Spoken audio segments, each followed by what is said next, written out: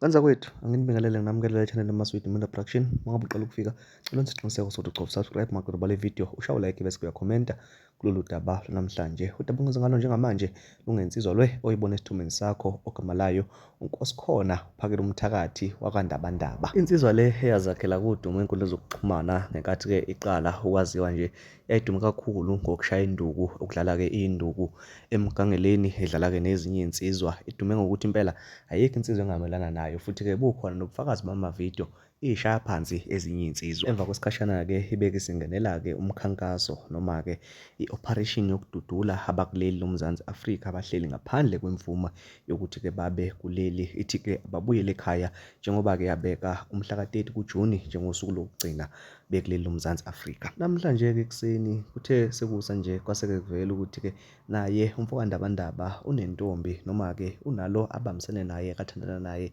ongayena wakuleli loMzansi Afrika, lo ombona esithomeni sakho okuyinkosazane yakwaDube akathandana nayo uPhakela Umthakathi. Inkosazane le yakwaDube ngokokudabuka ingeyaseZimbabwe, kodwa-ke ithe mangabe isibona ukuthi-ke bayatrenda ey'nkundleni zokuxhumana yabeke isiphawula ngokushesha iveza ukuthi-ke cha, yona njengoba ihleli kuleli loMzansi Afrika inawo amaphepha ayigunyazayo ukuthi ihlale la, futhi-ke isikhathi esihlalile size-ke yathola i-permanent residence yalapha eSouth Africa. Iphinde-ke yaveza ukuthi-ke ngoba ihleli la eSouth Africa yona iyasebenza, futhi-ke umsebenzi owenzayo akekho umuntu ongawenza la eSouth Africa. Ngamanye amazwi kubizwa ngokuthi-ke it's a skill that is classified as scarce. Sithe-ke uma ngabe siqhubeka-ke nokuphenya sase sithola ukuthi-ke yona intombi-ke yakho uPhakela Umthakathi iphinde isize abasuke-ke besuka kwamanye amazwe bengenawo amaphepha uma ngabe-ke befuna i-asylum yalapha-ke eSouth Africa.